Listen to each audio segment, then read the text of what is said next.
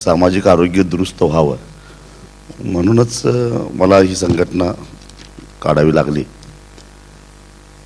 आणि मी काही वेगळं केलं नाही, फक्त मी स्वतः शेती करत होतो आणि या शेतीमध्ये होणारं शोषण, होणारी फसवणूक आणि शेतकऱ्यांच्या मध्ये असलेली असहाय्यता बघितल्यानंतर इतरांच्यासारखं मी या सगळ्या आव्हानासमोर दबून जाण्याच्या ऐवजी या व्यवस्थेच्या विरोधात बंड करण्याचा विचार माझ्या मनात आला आणि त्यातूनच या संघटनेचा जन्म झाला.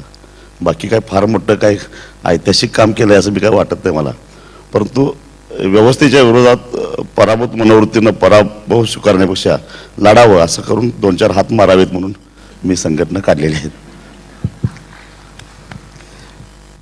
राजू शेट्टी यांनी आपल्याला माहितीच आहे की मतदारांकडून अक्षरशः 1-1 रुपया गोळा करून पहिली निवडणूक लढवली आणि मुंबईतली सखा पाटील विरुद्ध जॉर्ज फर्नांडिस ही निवडणूक आठवावी अशा पद्धतीने त्यांनी सारे पाटलांचा पराभव केला आणि ते लोकांच्या पाठबळावरती निवडून आले आणि तो फ्लूक नव्हता हे त्यांनी आता दुसऱ्यांदा सिद्ध केलं. आता ते खासदारच झालेले आहेत, मतदारसंघ बदलून ते खासदार झालेले आहेत.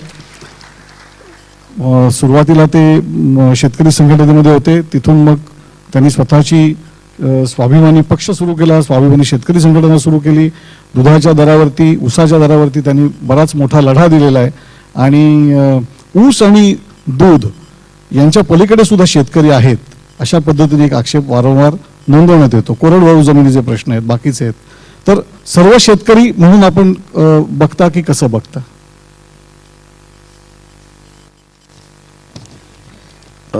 सगळे शेतकरी तितका एक ही आमची भूमिका आहे आणि त्या मताशी मी ठाम आहे. फक्त सुरुवातीला मी जे प्रयोग केले ते पश्चिम महाराष्ट्रामध्ये केले आणि त्या भागामध्ये ऊसाचं आणि दुधाचं उत्पादन जास्त येत होतं आणि त्या परिसरातल्या शेतकऱ्यांचा विश्वास संपादन करून आपण नेतृत्व करू शकतो हे दाखवायला मला एक 8-10-12 वर्ष गेली आणि त्या काळामध्ये ही 2 मोठी आंदोलनं मला उभा करता आली आणि ती केली. याचा अर्थ फक्त पश्चिम महाराष्ट्रामध्येच काम करायचं आहे अशातला भाग नाही. उलट मी आता या कार्यक्रमाला आलो ते थेट उत्तर प्रदेशमधून आलो आणि मी ते संपूर्ण भारतभर फिरून वेगवेगळ्या शेतकऱ्यांच्या मध्ये जाऊन राष्ट्रीय पातळीवर शेतकऱ्यांचा एक दबावगट तयार करावा असा माझा प्रयत्न चालू आहे. आणि म्हणून तर मी राष्ट्रीय पातळीवर काम करण्यासाठी लोकसभेची निवडणूक लढवली. नाहीतर विधानसभा सोडून लोकसभेत जायला लोक बरेचसे नाखुश असतात. मी मात्र स्वतःहून गेलो, मला कोणी घालवलेलं नाही. त्याचं कारण मला राजकारणामध्ये सुद्धा यासाठी मी आलो काही आमदार व्हावं, खासदार व्हावं, आणखीन काही अधिकारपदं हस्तगत करावीत याच्यापेक्षा राज्याचं आणि देशाचं धोरणं राबवणारे ही जी महत्त्वाचे प्रमुख ह्या व्यवस्था आहेत आणि या व्यवस्थेमध्ये जाऊन आपण ज्या वर्गाचं प्रतिनिधित्व करतो त्या वर्गावर कशा पद्धतीनं अन्याय होतो हे सांगावं आणि तिथं धोरण ठरवत असताना आम्हाला जरा नजरेसमोर ठेवा. भलेही आम्ही मीडियामधले हिरो नसलो, आमचे प्रश्न मांडावेत असं कुणाला फारसं वाटत नसलं तरी आमचेही काही प्रश्न आहेत. नाहीतरी कोणी सुखासुखी आत्महत्या करायला तयार होत नाही. काही लोकांनी सांगितलं का मग आमच्या शेतकऱ्यांच्यावर आरोप केला की 1 लाख रुपये मिळतात म्हणून शेतकरी आत्महत्या करतायत. मी त्यांना लोकवर्गणीतून 50 लाख रुपये द्यायला तयार आहे, कुणी आत्महत्या करावी. पण असं काही नाही, 1 लाखासाठी कुणी आत्महत्या करत नाही, पण आत्महत्येची सुद्धा चेष्टा होते. कुणी म्हणतं दारूच्या नशेत आत्महत्या करतं, कुणी म्हणतं बाईच्या नादाला लागून आत्महत्या करतं. पण हे उद्योग तर सगळेच करतात, पण आत्महत्या मात्र फक्त शेतकरीच करताना दिसत आहेत. त्यामुळं मूळ प्रश्न जो आहे, अगदी मी दुधाच्या आंदोलनाच्या वेळी जो मुद्दा उपस्थित केला तो आज पुन्हा आपल्यासमोर मी करतो की समोर इथं टेबलावर ठेवलेली पाण्याची बाटली 15 रुपयाला मिळते आणि शेणामोतामध्ये हात घालून माझी खेड्यातली बाई ज्यावेळी दुधाचं उत्पादन घेते तिला मात्र फक्त जर 11 आणि 12 रुपये मिळत असेल तर पाणी स्वस्त आहे का दूध स्वस्त आहे, हा साधा प्रश्न आहे. मग हे नेमकं शोषण कोणाचं होतं?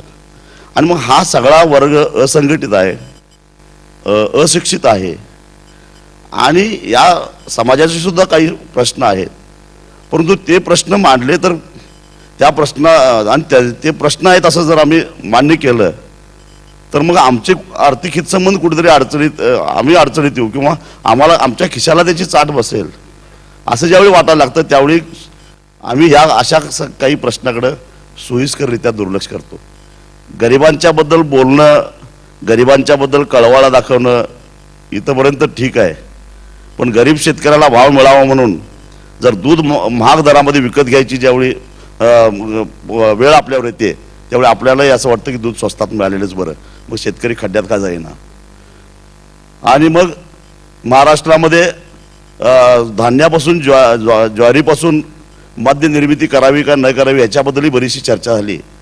पण कोरडवाहू क्षेत्रामध्ये शेती करणाऱ्या शेतकऱ्याला ज्वारीच्या उत्पादनापासून ज्यावेळी ज्वारी विकल्यानंतर किलोला 9 रुपये मिळतात आणि ते उत्पादन खर्चापेक्षा 3 रुपयानं कमी आहेत, याच्याबद्दल कोणाच्या डोळ्यामध्ये अश्रू येत नाहीत. आणि ज्यावेळी अवकाळी पावसामुळं ही ज्वारी काळी पडते आणि जनावरं खाण्यासाठी पशुखाद्य म्हणून सुद्धा ती ज्वारी स्वीकारली जात नाही, त्यावेळी त्याचा उत्पादन खर्च 12-13 रुपये मात्र पाण्यात गेलेला असतो, याची कुणाला चिंता नाही. पण मग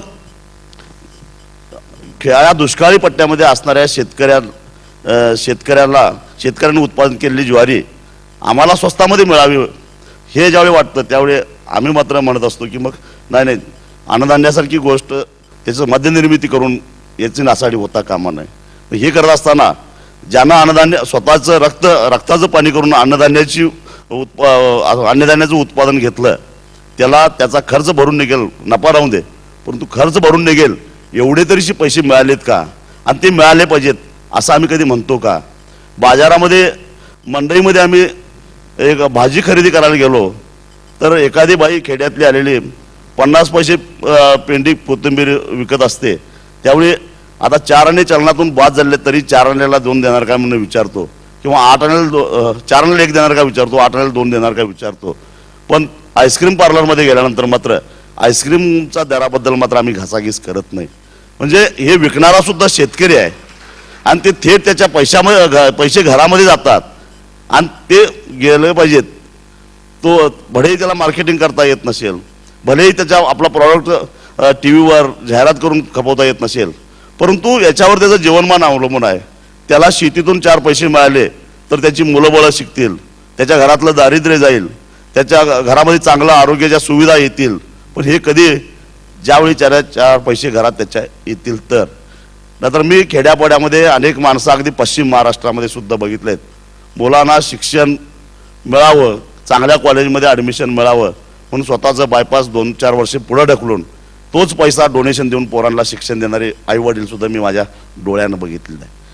आणि हे चित्र आहे. म्हणजे फक्त काय इकडचं मीडियामध्ये किंवा तुमच्या चकचकीत दुनियामध्ये हे दिसत नाही, पण हिरव्या पदराआड सुद्धा तेवढंच दुःख लपलेलं आहे. पण ते दुःख सुद्धा समजावून घेतलं पाहिजे, यालाच खासदार राजू शेट्टी आणि डॉक्टर अभय बंग यांनी दोघांनी एकच गोष्ट मांडली, ती म्हणजे 2 ध्रुव, भारत आणि इंडिया. हे स्पष्टपणे आता दिसतं की हे विदारक आहे, हे दिवसेंदिवस वाढतं आहे. हे आपल्या रोजच्या बातम्यांमधून सुद्धा आपण बघतो की ही दरी खूप मोठ्या प्रमाणात वाढते. आणि मीडियाबद्दल आपण बोललात की मीडिया हे सगळं दाखवायला जो काही चकचकाट चालला त्याच्यात नाही सगळं काही व्यक्त पुरेसं होत नाही. मी आता वळतो आहे ते म्हणजे महाराष्ट्राचे थोर तत्वचिंतक, अभ्यासक, ज्यांनी धार्मिक, राजकीय, सामाजिक या तिन्ही विषयावरती सखोल चिंतन केलेलं आहे. कुठल्याही प्रश्नावरची मीमांसा मागायची असेल तर आम्ही त्यांच्याकडे धाव घेतो. असे आदरणीय डॉक्टर रावसाहेब कसबे, त्यांचं मी मनपूर्वक स्वागत करतो. डॉक्टर रावसाहेब कसबे यांनी लिखाणाचे अनेक नवीन संकल्प सोडलेले आहेत, नवीन प्रकल्प हाती घेतलेले आहेत. डॉक्टरांना मी विनंती करेन की सुरुवात आपण त्या प्रकल्पांविषयी सुरू करण्यापूर्वी हा जो एक 2 ध्रुवांचा प्रश्न आहे, जो सामाजिक आणि राजकीय आर्थिक विषमतेचा जो प्रश्न आहे, तिथून आपण सुरुवात करावी आणि मग आपल्या प्रकल्पाकडे यावं. मी जे आतापर्यंत लेखन केलेले आहे त्याच्यात सुरुवातीपासूनचं जे लेखन आपण बघितलं माझं, तर डॉक्टर बाबासाहेब आंबेडकरांच्या राज्यघटनेच्या विचारापासूनच सुरुवात केलेली आहे. आणि हे दोन ध्रुव का निर्माण झाले याची कारणमीमांसाही मी माझ्या डॉक्टर बाबासाहेब आंबेडकर आणि भारतीय राज्यघटना या ग्रंथामध्ये फार विस्ताराने केलेली आहे. त्याच काळामध्ये मी RSSचे जे सरसंघचालक होते गोळवलकर गुरुजी यांच्या विचाराची चिकित्सा करणाराही एक ग्रंथ लिहिला आणि तो जनता पार्टीच्या पुण्याच्या अधिवेशनामध्ये जाळला गेला आणि त्याच्यावर भरपूर वादविवाद पण झाला. त्याच्यानंतर मी सावरकरांच्यावर पण लिहिलं, त्यांच्या हिंदू राष्ट्रवादावर पण लिहिलं, हिंदू मुस्लिम प्रश्नांच्या संबंधी पण लिहिलं आणि आंबेडकर आणि मार्क्स या दोन महान तत्ववेत्यांची काय भूमिका होती या जगाकडे बघण्याची याच्या संबंधीचं सुद्धा भरपूर विवेचन केलं. पण आता जो मी एक प्रकल्प हाती घेतलेला आहे तो प्रकल्प थोडासा वेगळ्या प्रकारचा आहे.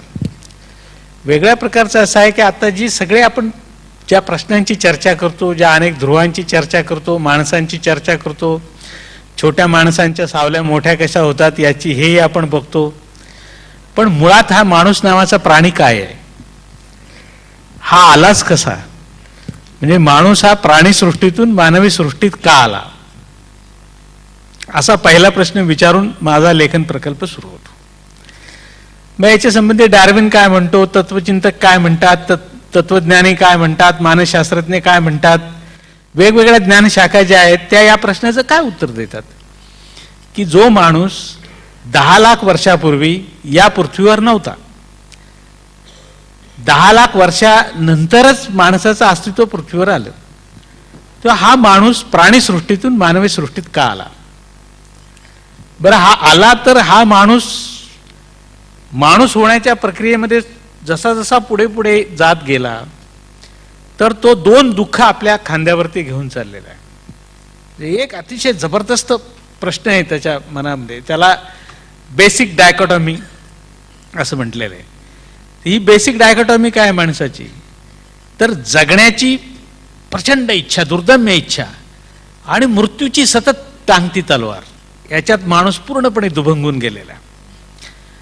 आणि मग या दुभंगलेपणातूनच त्यांनी ज्या ज्या गोष्टींची निर्मिती केली त्याच्यातून तत्वज्ञान आलं, त्याच्यातून धर्म आला, त्याच्यातून विज्ञान आलं, त्याच्यातून संस्कृती आली. खरं म्हणजे संस्कृती आणि विज्ञान या एकाच नाण्याच्या दोन बाजू आहेत. माणसाने एकाच वेळी हत्यारं पण निर्माण केली आणि माणसाने एकाच वेळी चित्र पण रेखाटली. त्यामुळे संस्कृती आणि विज्ञान या एकाच वेळी जन्माला आलेल्या गोष्टी आहेत ज्या माणसाने जन्माला घातल्या. तेव्हा असा हा माणूस चाललेला आहे आणि त्याचं दुसरं जे दुःख आहे ते समाजात निर्माण झालेले, समाज व्यवस्थेने निर्माण केलेले. म्हणजे जी व्यवस्था बदलायला राजू शेट्टी निघालेले आहेत किंवा जे स्वराज्य स्थापायला राणीबंग आणखीन अभयबंग निघालेले आहेत, तर याच व्यवस्थेने माणसाला काही दुःख दिलेले, ते त्याचं दुसऱ्या खांद्यावरचं एक दुःख आहे. तेव्हा या दोन दुःखांना सामोरे माणूस चाललेला आहे की मृत्यूला सामोरे कसं जायचं आणि समाजात होणारी पिळवणूक कशी नष्ट करायची.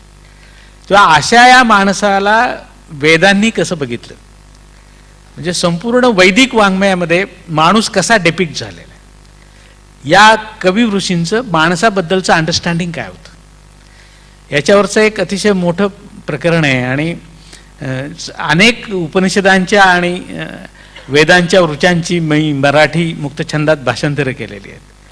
अशाच या माणसाला भगवान बुद्धांनी कसं बघितलं आणि बुद्धाचं माणसाबद्दलचं अंडरस्टँडिंग काय होतं, त्यांना माणूस कसा दिसत होता आणि त्यांना माणूस कसा पाहिजे होता, असं करत करत करत महाभारतापर्यंत आलो. आणि त्याच्यानंतर मग माणसाला माणूस होण्यासाठी त्याच्या बाहेरच्या कुठल्याही शक्तीने मदत केली नाही, अजिबात नाही.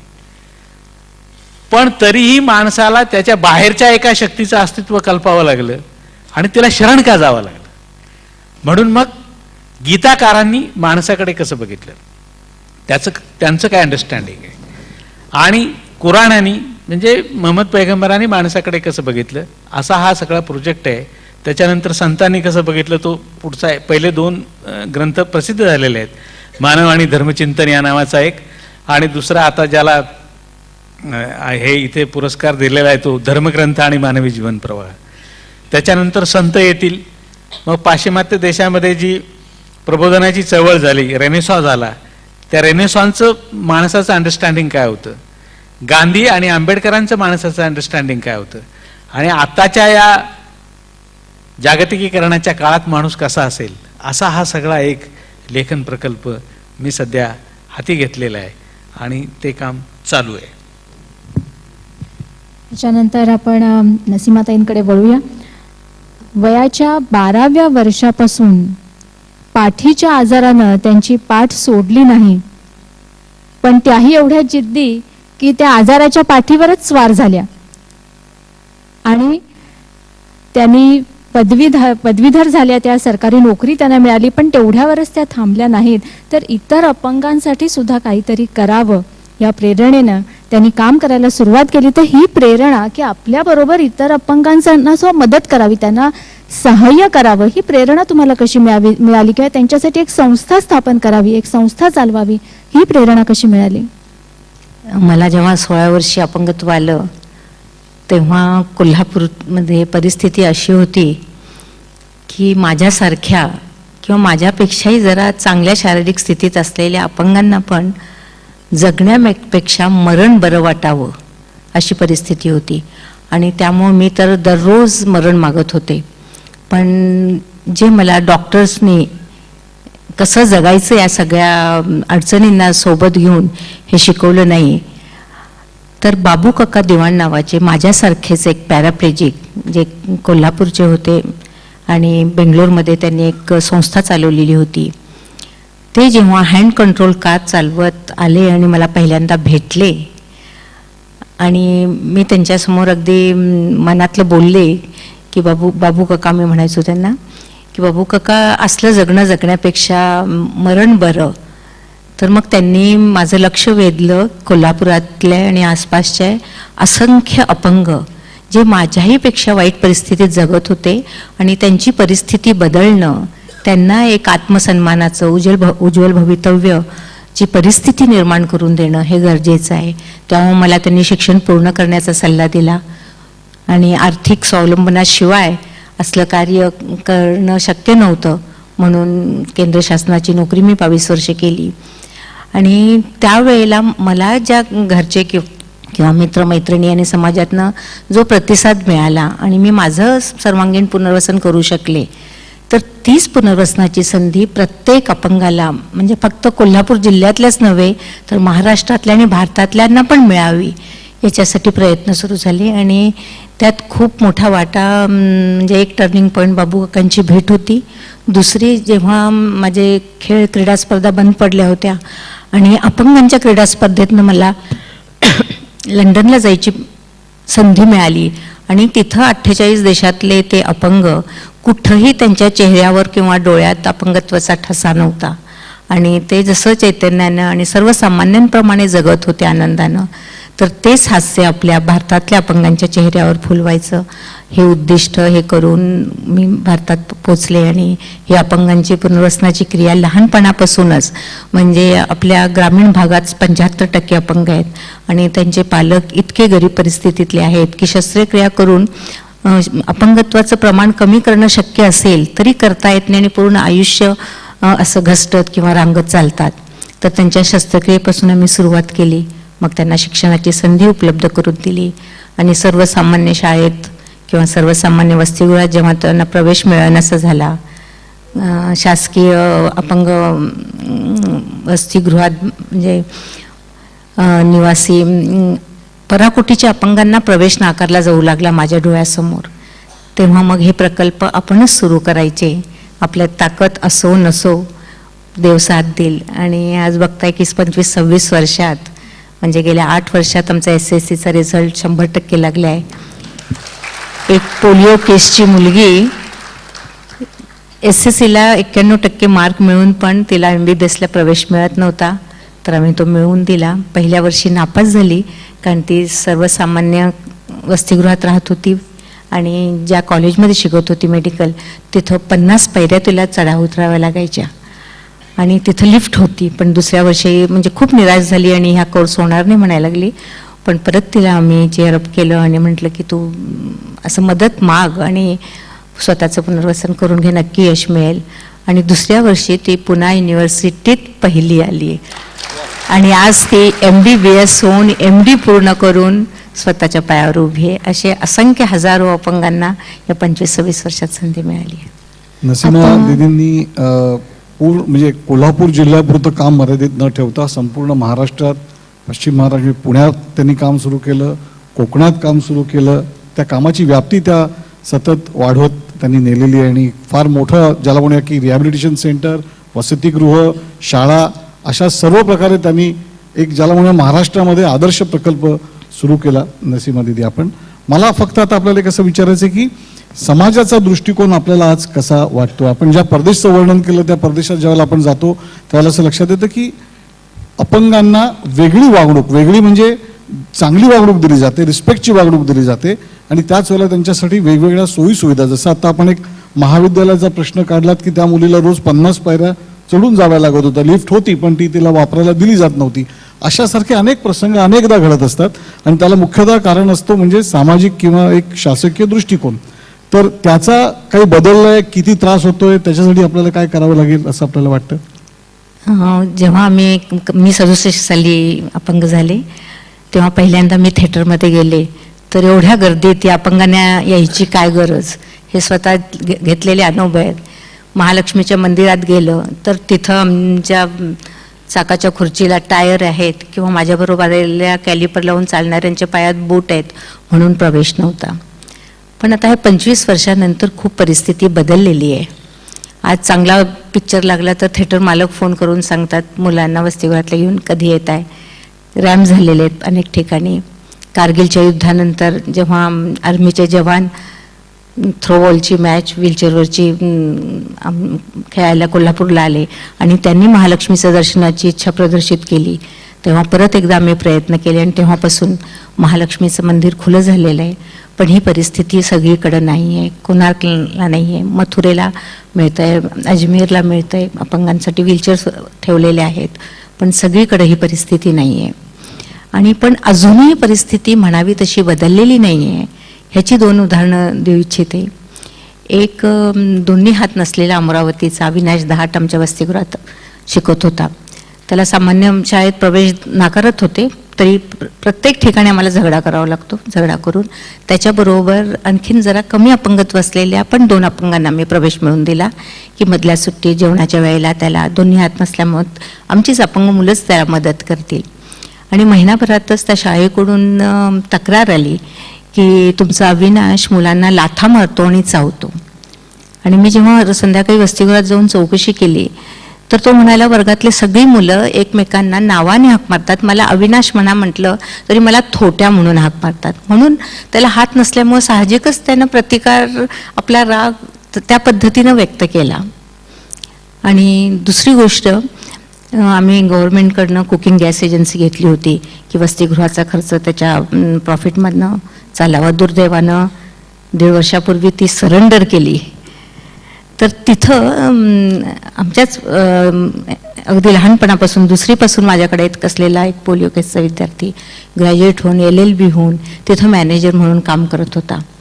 आणि तिथं आलेला एक कस्टमर चांगल्या सुटाबुटातला, तो तुमचा लंगडा मॅनेजर. म्हणजे ही सुशिक्षितता आहे, माणुसकी आहे, काय आहे, म्हणजे अजूनही समाजात तसा बदल झालेला नाही आहे. अपंगांनी आपली कुवत कितीही सिद्ध केली तरी समाज किंवा शासन अजूनही त्यांना संधी देत नाही आहे. महेश देशपांडे नावाचा असाच एक मुलगा, दोन्ही हात दोन्ही पाय, वयाच्या 14 वर्षी हाय टेन्शन इलेक्ट्रिक शॉक लागल्यामुळं गमवावे लागले त्याला. खुंट पण नव्हते त्याला, तोंडात पेन धरून लिहायला लागला. मुंबईला हाजी अलीलाच 2 वर्ष ठेवलं होतं आम्ही त्याला. SSCला त्यांनी 78% मार्क मिळवले. त्यानंतर ग्रॅज्युएट झाला. त्याला व्हीलचेअर, एक पदतनीस, संस्थेची रिक्षा असं सगळी व्यवस्था केली. पण आज तो समाज किंवा शासन त्याला नोकरी देऊ शकलेलं नाही आहे. म्हणजे त्यानं किती आपली ताकद पणाला लावली असेल हे सगळं ॲबिलिटी मिळवायला. आता तो घरी ट्युशन्स घेण्याचं काम करतोय. नसीमा दीदीने जे अनुभव सांगितले त्याच्यावरनं 4 ओळी आठवल्या. हाथों की लकीरें मत देखिए, हाथों की लकीरें मत देखिए, क्योंकि जिनके हाथ नहीं होते उनकी भी तकदीर होती है. ह्या 4 ओळी मला एका अंध व्यक्तीनेच सांगितलेल्या आहेत. आणि ही सगळी मंडळी ह्या सगळ्या आपल्या अपंगत्वावर मात करून इतकी जिद्दीने पुढे जात असतात की आपण जी म्हणजे धडधाकट आहोत अशांनी सुद्धा खरं तर यांच्याकडनं खूप काही शिकण्यासारखं आहे. ह्याच्यानंतर मी नाईक सरांकडे वळणार आहे. बँक ऑफ इंडियातली नोकरी, लालबाग परळसारख्या ठिकाणी वास्तव्य असं असताना समाजसेवेचं बीज तुमच्यामध्ये कसं काय रुजलं?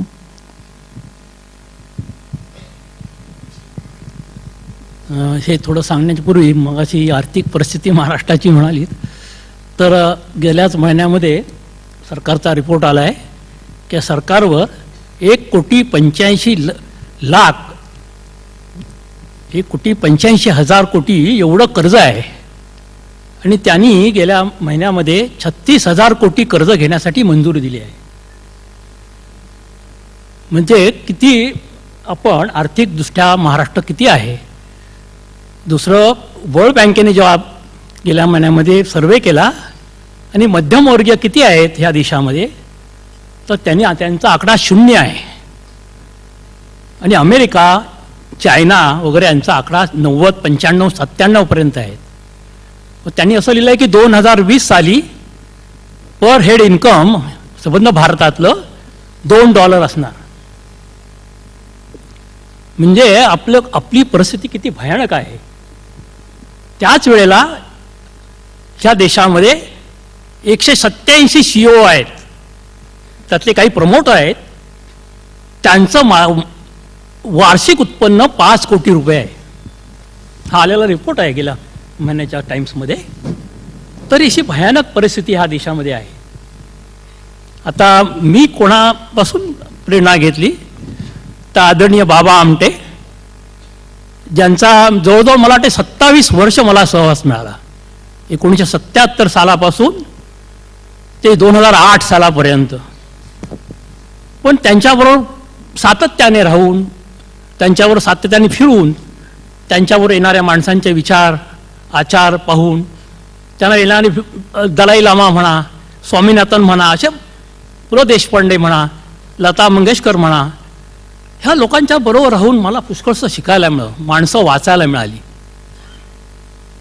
आणि 1994 साली मला असं वाटलं की आपण समाजासाठी काहीतरी करायला पाहिजे. त्या अगोदर मी 1984 कन्याकुमारी ते काश्मीर आणि 1989 साली अरुणाचल ते ओखा असा 4.5 महिने बाबा आमट्यांच्याबरोबर राष्ट्रीय एकात्मता यात्रेसाठी फिरलो होतो. त्यावेळेला हा संबंध देशामधली खेळोपाडं पाहिली आणि तिथली आर्थिक आणि सगळी परिस्थिती पाहिली. आणि तेव्हा वाटलं की आपण काहीतरी करावं. म्हणून माझ्या बँकेची नोकरी मी 1994 साली सोडली आणि हा शिक्षणाचा कार्यक्रम म्हणजे सिंधुदुर्ग जिल्ह्यामध्ये मला वाटतं कुठं जावं तर आपण जिथं आपल्याला थोडं लोक ओळखतात अशा सिंधुदुर्ग जिल्ह्यामध्ये मी काम सुरू केलं. फिरती विज्ञान प्रयोगशाळा तुम्ही जी सुरू केली त्यामागची प्रेरणा काय होते?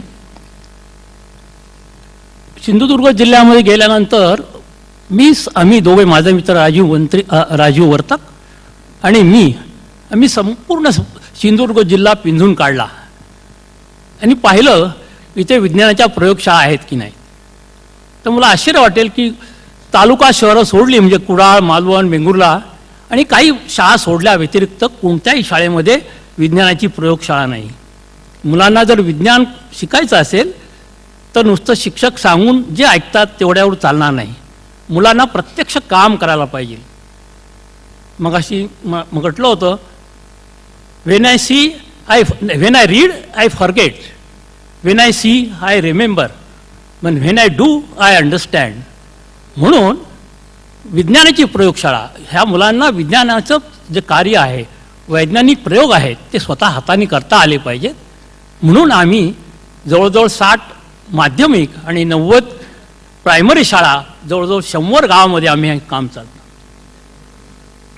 आणि प्रतिसाद कसा काय मिळाला त्याला? म्हणजे तुम्ही जेव्हा सुरू केलीत फिरती प्रयोगशाळा तेव्हा सुरुवातीच्या काळात प्रतिसाद कसा मिळाला? प्रतिसाद म्हणजे सुरुवातीला काही पैसेच नव्हते. जे काय थोडे मिळाले होते त्यात एक घर, ऑफिस कम रेस्ट हाऊस बांधलं आणि पहिल्या वर्षाचा बॅलन्स शीट म्हणजे माझा 15,000 रुपयांचा. बँक ऑफ इंडियाने एक गाडी दिली, परंतु ती गाडी चालवण्यासाठी माणसं, शिक्षक, त्यांचा पगार, त्याच काळाला मला वाटतं 1997 साली मुंबईला सुंदरामानामध्ये भरली. माझे मित्र डॉक्टर अनिल नेरुरकर आणि मीना नेरुरकर हे मुंबईत आले होते. त्यांचा 100 आणि 101 प्रयोग होता. मी म्हटलं अनिलला हे प्रयोग तू 2 आमच्या संस्थेसाठी दे. आणि तुम्हाला आश्चर्य वाटेल की त्या कार्यक्रमाला तिकीट घेण्यासाठी अशी बाहेर प्रचंड क्यू लागला होता. आणि त्या कार्यक्रमामधून मी 3.5 ते 4 लाख रुपये आम्ही जमवले आणि सुरुवात केली. सुरुवातीला शाळा जाणं, शिक्षक तिथे शिकवणं, संध्याकाळी परत येणं हे नेहमीच नित्याचं होतं. परंतु कालांतराने सर्व जिल्ह्यामध्ये माहीत झालं की फिरती विज्ञान प्रयोगशाळा म्हणून आम्हाला लोकांची पत्रं यायला लागली. शाळामधून तुम्ही आमच्याकडे या, कारण आम्ही काहीच चार्ज करत नव्हतो, फ्री होतं सगळं. धन्यवाद नाईक सर. मी आता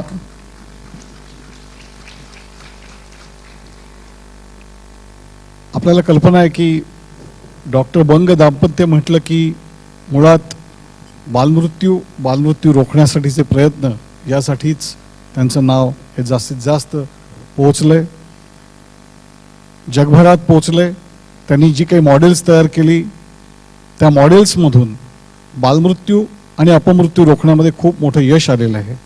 हे मॉडेल नेमकं काय होतं, घरगुती प्रसूतीचा प्रकल्प कसा आहे, किंवा निमोनियाचे आजार त्यांनी कसे रोखले, याबद्दल मी आता विनंती करतो की डॉक्टर राणी बंग यांनी आम्हाला सांगावं.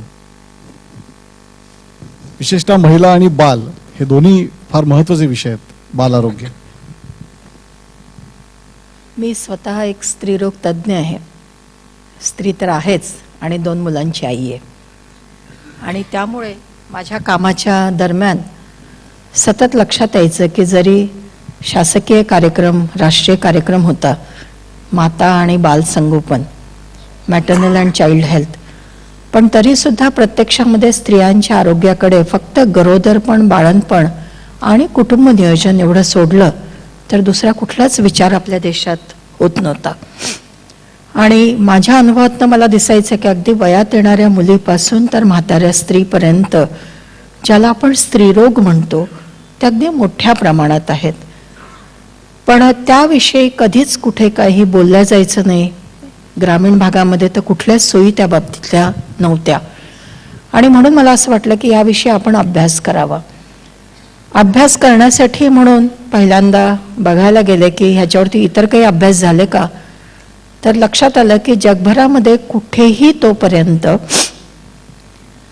ग्रामीण भागातल्या स्त्रियांचे अशा प्रकारचे आजाराचे स्वरूप काय आहे, त्याची व्याप्ती काय आहे, त्याविषयी त्यांना काय वाटतं, या सर्वांविषयी कुठेच जगभरात माहिती नव्हती.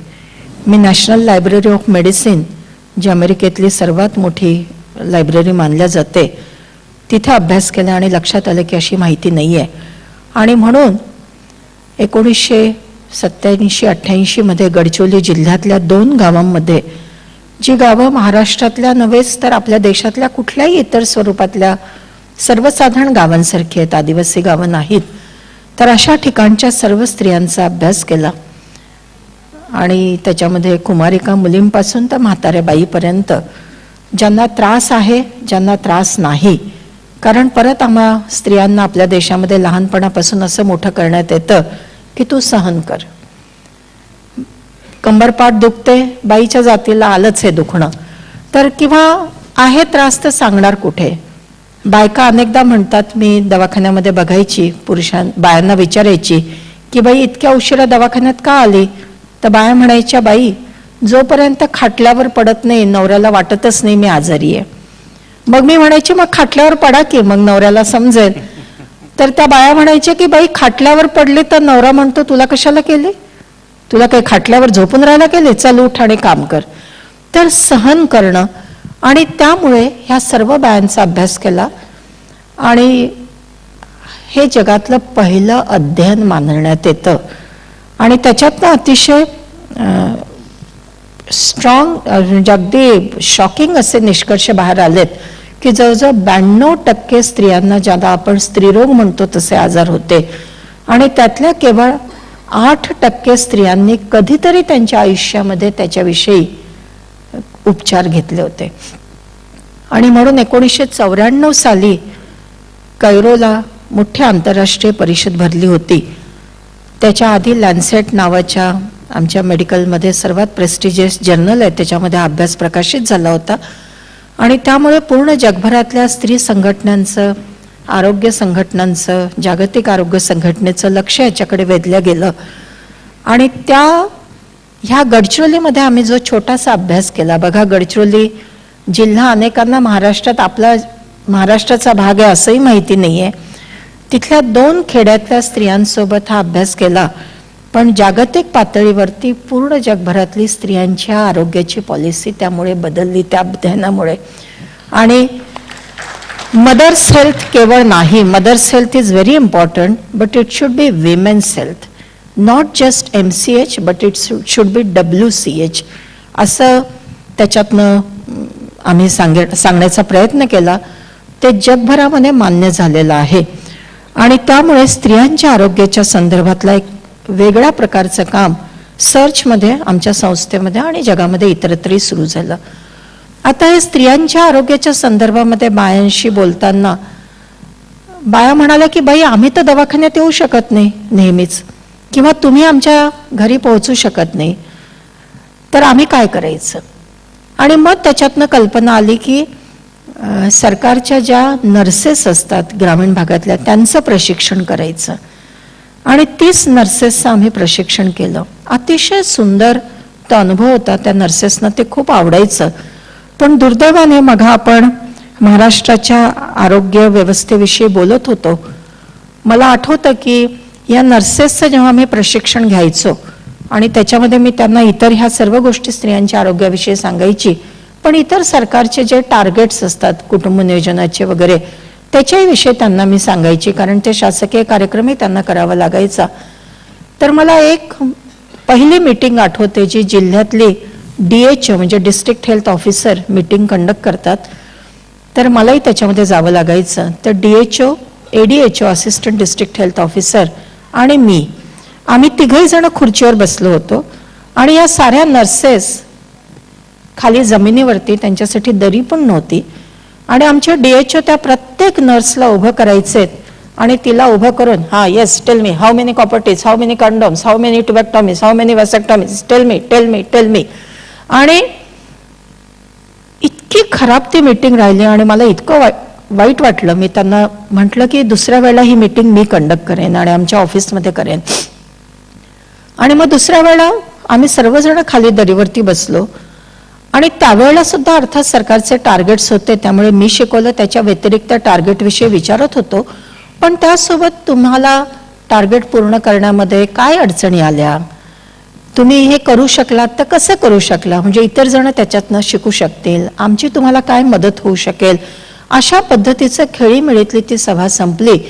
आणि त्याच्यानंतर ते DHO मला म्हणालेत, madam this has been the most boring meeting in my life. And I said, why? I thought it was a wonderful meeting. There was so much of participation.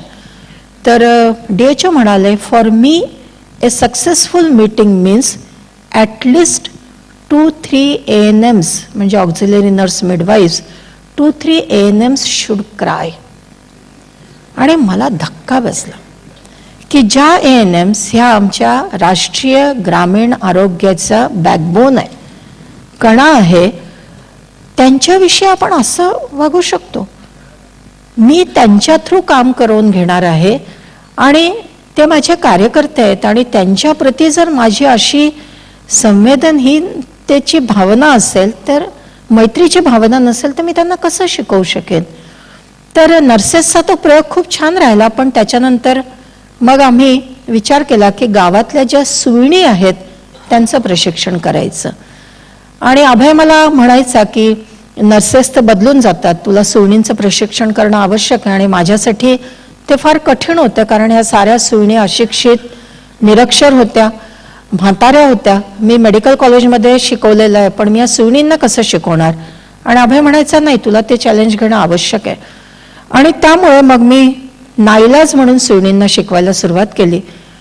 अभयचं शिक्षण नई तालीम पद्धतीचं झालेलं आहे. दुर्दैवाने मला तशी संधी मिळाली नाही. चंद्रपूरमध्ये शिकले. हो, पण मला ह्या सुईणींनी ती संधी दिली आणि अभयच्या हट्टाने मला ती संधी दिली.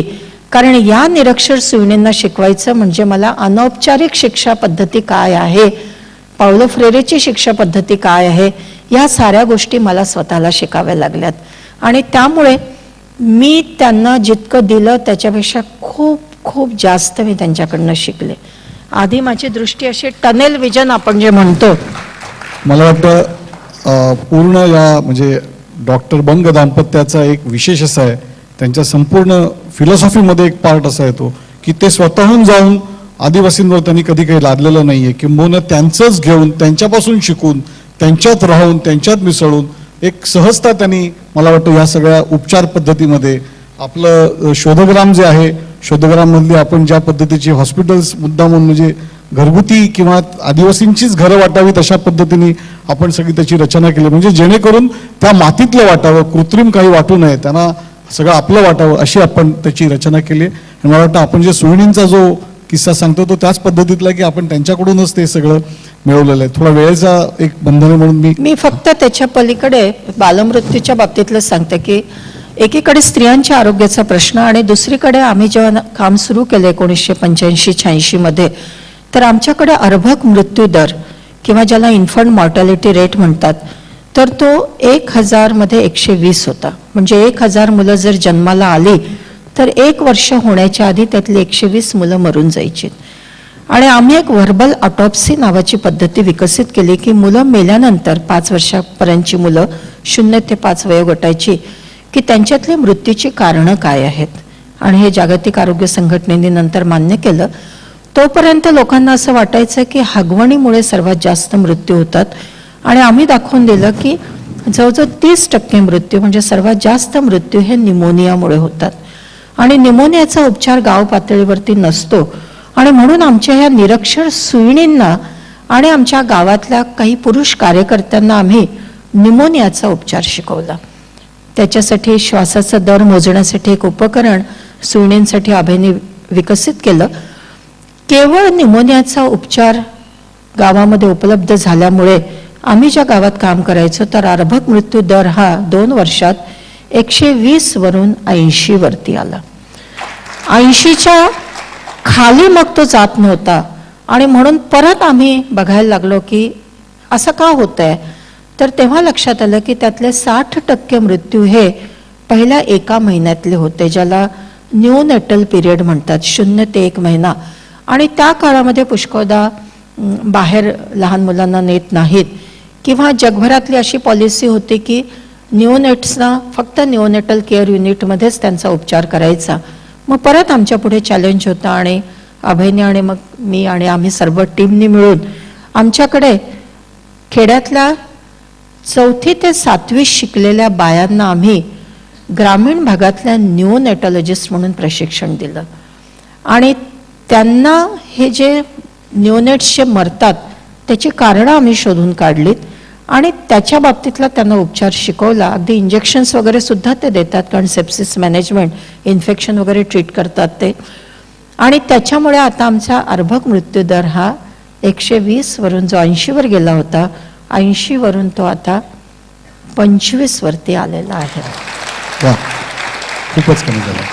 आणि इथे मला परत अभिमानाने सांगावंसं वाटतं की professor Meherban Singh, All India Institute of Medical Sciences New दिल्लीचे प्रोफेसर, जे जागतिक पातळीवरचे न्यूनेटॉलॉजिस्ट आहेत, त्यांनी जेव्हा सर्चमधला हा अनुभव पाहिला आणि या बायांना पाहिलं, ते म्हणालेत की माझ्या ऑल इंडिया इन्स्टिट्यूटच्या ग्रॅज्युएट्सपेक्षा सुद्धा तुमच्या या 4थी ते 7वी शिकलेल्या बाया नवजात बाळाचा उपचार अधिक चांगल्या पद्धतीने करू शकतात.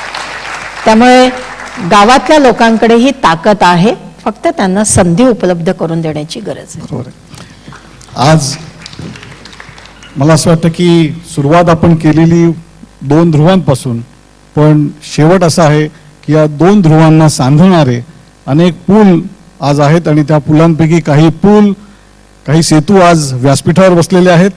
आणि मला असं वाटतं की तुम्ही आहात म्हणून महाराष्ट्राची शान आहे. मी आमच्या सर्वांच्या वतीने तुमचं मनपूर्वक अभिनंदन आणि आभार व्यक्त करतो. शेतकरी आणि उर्वरित महाराष्ट्र, राजू शेट्टी, आपल्याला कल्पना आहे की किती झगडतात. त्यांनी आता सांगितलेलं तर जे पी नाईकांनी सांगितलंय, बंग दाम्पत्यांनी सांगितलंय, रावसाहेब कसबे यांनी एक वेगळा प्रकल्प घेतला, त्याला शुभेच्छा आहेतच आमच्या, आणि नसीमा दीदींनी सांगितलं. आता मला फक्त शेवट करताना आपल्याकडून एक ऐकायचं, खासदार साहेब म्हणजे शेट्टी साहेब तुम्ही सुरुवात करा की पुढचा प्रकल्प आपला काय असणार आहे, पुढचा आपला अजेंडा काय. प्रत्येकाने मला एक एक वाक्यात हे सांगायचं की पुढचा प्रकल्प काय आहे आपला.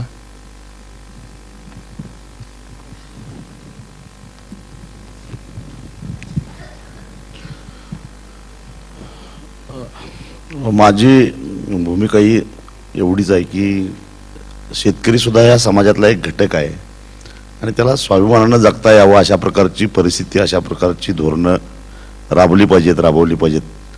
कारण शेतीमालाला भाव मिळणं न मिळणं हे शासनाच्या धोरणावर अवलंबून असतं आणि 80% समाज हा शेतीवर अवलंबून असताना आणि ग्रामीण अर्थव्यवस्था ही आपली मजबूत केली तरच देशाची अर्थव्यवस्था मजबूत होणार आहे हे माहिती असताना यावर्षीच्या आर्थिक पाहणीच्या अहवालानुसार कृषी क्षेत्र हे -0.2 इतकं रखडलेलं आहे. आणि देशाची आर्थिक प्रगती करायची असेल तर खऱ्या अर्थानं ग्रामीण भागाचा आणि कृषी क्षेत्राचा विकास झाला पाहिजे. यासाठी धोरणं कशी राबवता येतील यासाठी लोकप्रतिनिधी म्हणून आग्रह करणं, चळवळीचा नेता म्हणून चळवळ करणं आणि त्याचबरोबर फक्त रडत न बसता काय पर्याय शोधता येतील का यासाठी स्वतः प्रयोग करणं, प्रयत्न करणं हे माझं पुढचं धोरण असणार आहे. J P Naik sir. मग अशी सांगितल्याप्रमाणे आतापर्यंत आमची 40 मुलं यांना नॅशनल टॅलेंट्स मिळाले आहे ऑल इंडियाची. या प्रत्येक मुलाला शिक्षण पूर्ण होईपर्यंत 8,20,000 रुपये प्रत्येकी मिळणार आहेत. दुसरं म्हणजे संपूर्ण जिल्ह्यामधून आत्तापर्यंत आम्ही 2 लाख विद्यार्थ्यांपर्यंत पोचलो आहोत. आता नवीन प्रकल्प म्हणजे आम्ही एक 4.5 एकर जमिनीवरती एक विज्ञान केंद्र उभं करतो आहोत. जवळजवळ 6.5 कोटी रुपयाचा प्रकल्प आहे. पहिल्या टप्प्याचं 60 लाखाचं काम आता ऑगस्ट-सप्टेंबरमध्ये पूर्ण होणार आहे.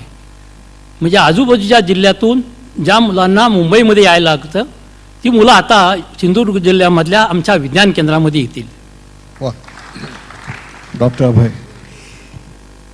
मी मुद्दामच प्रकल्पाविषयी नाही बोलणार, एका प्रश्नाविषयी बोलणार आहे की कोणत्या प्रश्नावरती एक जो प्रश्न आमच्या हृदयाला भिडलेला आहे आणि राजू शेट्टींनी अनायसर याचा उल्लेखही केला. महाराष्ट्रामध्ये धान्याचं दुर्भिक्ष आहे. महाराष्ट्र सरकारला 4,000 ते 4,500 कोटी रुपये दरवर्षी दारूपासून उत्पन्न होत आहे. समाजामध्ये WHO असं म्हणतं की शासनाला जेवढा कर मिळतो त्याच्या 5 पटीने दारू समाजात खपते. तो जर डोबळ हिशोब लावला तर महाराष्ट्रामध्ये 20,000 कोटी रुपयाची दारू आज खपते, कायदेशीर बेकायदेशीर दोन्ही धरून. त्यामुळे धान्यापासून दारू बनवण्याची ही जी एक राजकीय कल्पना काही राजकीय नेत्यांनी रेटली आहे आणि त्याच्यामध्ये आपल्याच घरोघरी त्याचे सगळे लायसन्स त्यांनी वाटप केलेलं आहे. राजू शेट्टी जसं म्हणतात तसं जर झालं असतं की शेतकऱ्याचं त्याच्यात हित असतं तर मला अतिशय आनंद झाला असता. पण माझं असं प्रामाणिक त्याच्यामध्ये थोडंसं वेगळं मत असं आहे की महाराष्ट्राच्या शेतकऱ्याकडनं निघालेल्या शेतमालाला भाव मिळालाच पाहिजे आणि त्यासाठी मी स्वतः 1980 शेतकरी संघटनेसोबत आंदोलनामध्ये रस्त्यावर उतरलो होतो माझ्या तारुण्यामध्ये. आणि आजही माझं पूर्ण समर्थन आहे की शेतकऱ्याच्या मालाला भाव मिळाला पाहिजे. 6वा वेतन आयोग घेताना मध्यम वर्गाला इतका जर आनंद होतो तर त्याच्यानंतर 16% धान्याची भाव वाढ झाली तर एवढे अश्रू का ढळतं मध्यम वर्ग, हा प्रश्नच आहे. 50% पगारवाढ आम्हाला हवी पण शेतकऱ्याला 16% आम्ही देणार नाही, हा अन्याय आहे. म्हणून शेतकऱ्याला तर अधिक चांगला भाव मिळालाच पाहिजे. पण ज्वारीपासून दारू बनवणं हे त्या मूळ रोगापेक्षाही औषध अधिक भयानक होईल. कारण ही जी दारू, याच्या 2च मी फक्त आकडे सांगणार आहे. एक, ती जी दारू बनणार आहे त्याला IMFL म्हणतात, इंडियन मेड फॉरेन लिकर, ब्रँडी विस्की वगैरे सगळे त्याच्यावर येतात. 1100 रुपये लिटर, 1100 रुपयाची दारू जेव्हा बाजारात मिळणार आहे तेव्हा त्यातले शेतकऱ्याला फक्त 27 रुपये मिळणार आहेत. आणि म्हणून हे शेतकऱ्याच्या हितामध्ये अजिबात नाहीच नाही, शेतकऱ्यासाठीची आखणीच झालेली नाही. त्यातले जर 2% पैसे शेतकऱ्याला मिळणार आहेत आणि 98% पैसे हे कारखानदाराला मिळणार आहे किंवा सरकारला कर म्हणून मिळणार आहे किंवा दारू विक्री करणाऱ्या दुकानदाराला मिळणार आहे, तर याच्या शेतकऱ्याचं हित नाही.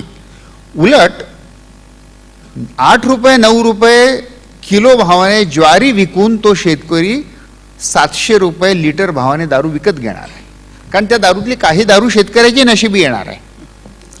आणि म्हणून याच्यामध्ये शेतकऱ्याचं प्रचंड मोठं अहित आहे. म्हणून शेतकऱ्याच्या हितासाठी महाराष्ट्राच्या हितासाठी, शेतकऱ्याच्या हितासाठी आणि तरुण पिढीच्या हितासाठी की जे मोठ्या प्रमाणात दारूला बळी पडते, मी आकडेवारीचे रिमच्या रिम मांडू शकतो पण ती आता मी मांडणार नाही आहे.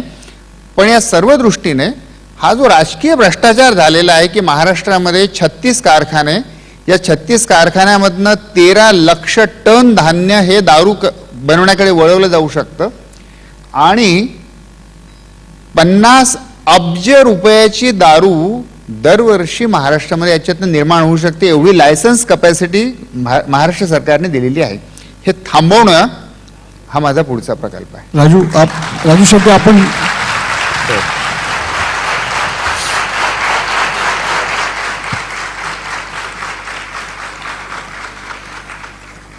मी दारूचं कधी समर्थन केलेलं नाही आणि करणारही नाही, कारण मी स्वतः आमची महिला आघाडी दारूची दुकानं उद्ध्वस्त करायचं काम करते.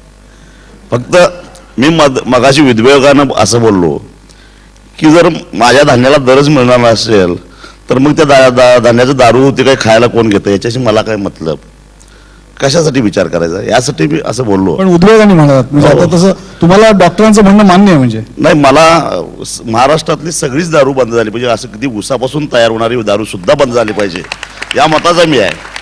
फक्त महाराष्ट्रातली साखर कारखानदारी फार प्रभावी आहे आणि म्हणून त्यांच्या विरोधात बोलायची हिंमत कोणी दाखवत नाही, पण मी दाखवतो. महाराष्ट्रातली साखर कारखानदारीतली सुद्धा दारू बंद झाली पाहिजे या मताचा मी आहे आणि त्यासाठी लढायला सुद्धा तयार आहे, लढतोच आणि जास्त लढेन एवढंच. आणि पण शेतकऱ्यांना चांगला भाव मिळत असेल तर शेतकऱ्याला त्यानं उत्पादित केलेल्या शेतीमालावर प्रक्रिया करण्याचा उद्योग त्यांनाच केला पाहिजे अशा मताचा मी आहे. आणि मगाशी बंगसाहेब म्हटले त्या पद्धतीनं दारूचे निर्मिती करणारे कारखाने हे पुढाऱ्यांच्याच मुलाबाळांनी काढले आहेत, ते काही शेतकऱ्यांनी काढलेले नाहीत. आणि नाव केवळ शेतकऱ्यांचं आहे. इथून पुढे नवा कारखाना एकही मिळणार नाही, कारण पुढाऱ्यांची पोरं संपलेली आहेत. पुन्हा नवीन जन्माला आली तर मिळतील किंवा मग नवीन जन्माला घालावे लागतील त्यांना.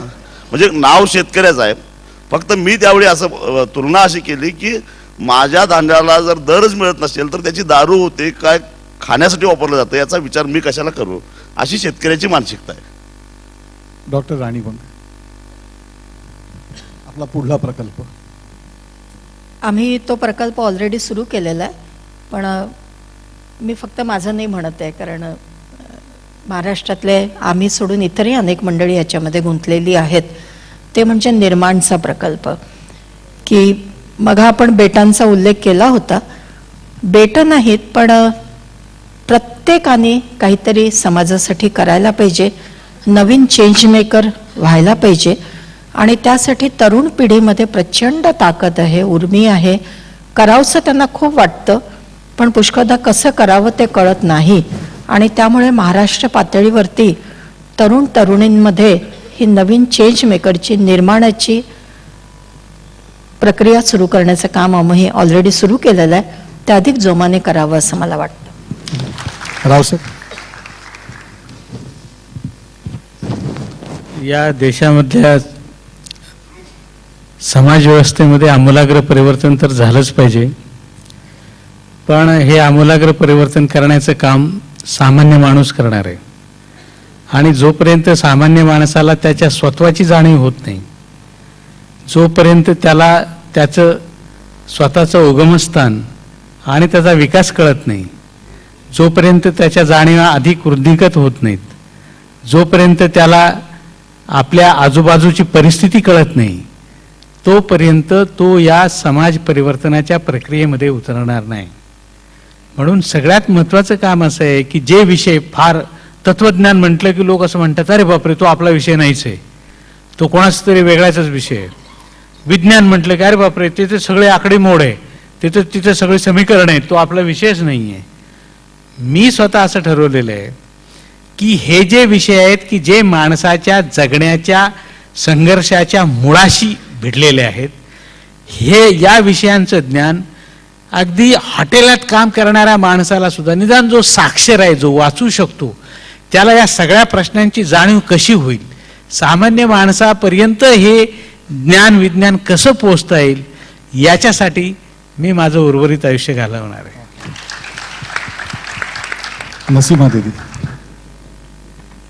पराकोटीचं अपंगत्व असूनही कार्यक्षम म्हणून स्वतः उत्पादन करणारे काजू प्रक्रिया प्रशिक्षण केंद्र उदाहरणार्थ आणि आमचं प्रशिक्षण केंद्र, तर गव्हर्नमेंटकडून आम्ही आमची कुठल्याही वसतिगृहाला, शाळेला किंवा प्रशिक्षण केंद्राला अनुदान घेत नसताना हा प्रचंड वॅट आम्हाला जो भरावा लागतो, अपंगांच्या अतिशय कष्टातून, घामातून, वेळप्रसंगी रक्त जखमा होऊन मिळवलेल्यातून मागच्या वर्षी 3.5 लाख नुसता काजू प्रक्रियेवरचा आम्ही वॅट भरला, तर तो यापुढं भरायचा नाही.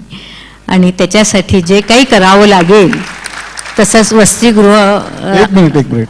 आपल्याकडे आज 3 खासदार आणि 1 मंत्री उपलब्ध आहेत इथे. खासदार राजू शेट्टी, खासदार भालचंद्र मुणगेकर, खासदार एकनाथराव आणि वर्षाजी. यांची समस्या काय आहे का आणि आपण काही कराल का याच्यावर?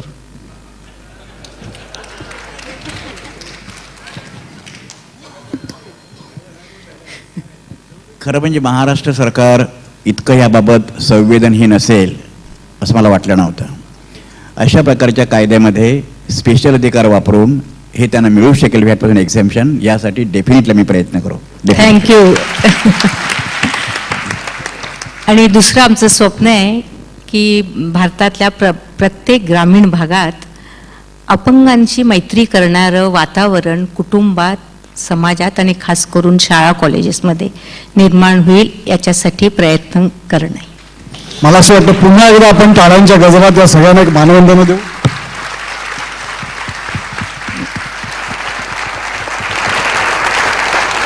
या सगळ्या मान्यवरांचे विचार ऐकल्यानंतर एक छोटीशी गोष्ट आठवली. त्या गोष्टीचं नावच होतं जाणीव कथा. कथेचं नावच जाणीव कथा.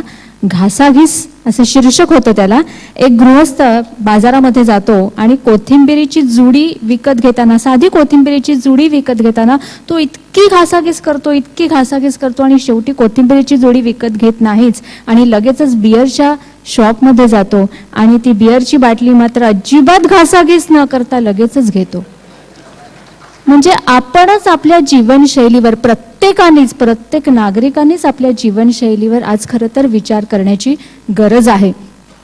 चंगळवाद, दहशतवाद, नक्षलवाद, भ्रष्टाचार, अविवेकी राजकारण, वाढती महागाई, वाढती लोकसंख्या, या सगळ्या निराशाजनक वातावरणामध्ये आशेचे किरण असणाऱ्या ह्या सगळ्या व्यक्ती आहेत. आणि ह्या व्यक्तींशी आज मी आणि संजीव लाटकर आम्ही दोघांनी संवाद साधला. आम्हालाही खूप शिकायला मिळालं, खूप प्रेरणा मिळाली. आणि तुम्ही काहीतरी घेऊन नक्की जाल, नुसतेच जाणार नाही, चांगले विचार तुम्ही घेऊन जाणार आहात, याबद्दल पूर्ण खात्री आहे. सगळ्यांचे आभार आणि या पुरस्कारासाठी अभिनंदन. आणि कार्यक्रमात आपण पुढे वळणार आहोतच. मुलाखतीचा कार्यक्रमाचा इथे समारोप होत आहे, पण धन्यवाद.